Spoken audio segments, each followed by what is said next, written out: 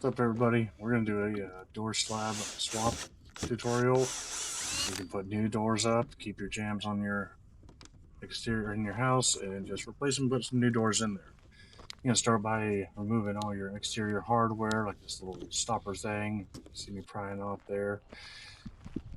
Then you're going to line up your strike side with one side of your new door, and keep your new door on underneath it. That way you can draw your lines and all that.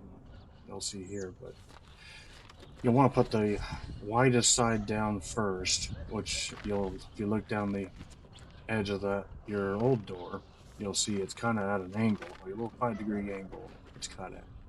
So you want to put it down on your widest part.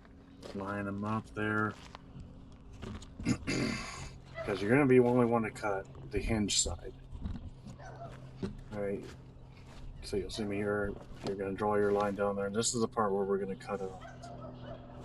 And the reason why for you do that is the knob side, the doorknob side that we lined it up at. You want that to stay as true as possible with as much material on that side, because there's a little block on that end where you drill through for the knob. And after you do that, you mark your strike plate location, which we router that out. Use something with a straight edge. Run your pin on the inside where the knob hole is. Then you can use a straight piece of lumber, wood, or whatever you got. Could be a straight edge, level, anything to guide your skill saw.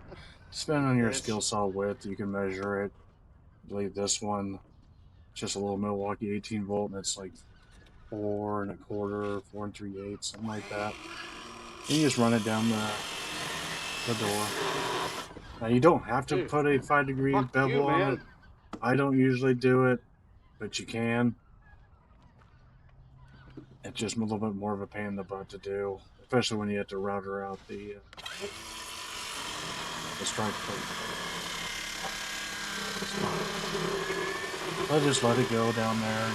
Keep your high RPMs. Don't push it through, it'll bog down.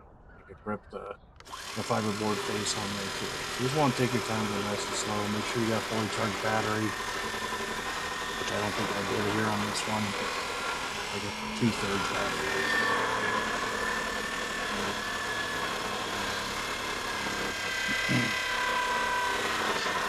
Make sure you guide plate there, on this way, so all is running through on the piece of trim. Sure, I just use a piece of 1x4. I got 2 clamps holding it in place.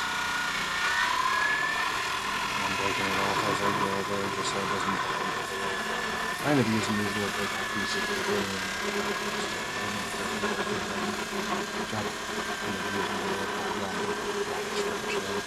This day I did 3 holes. This was just set up.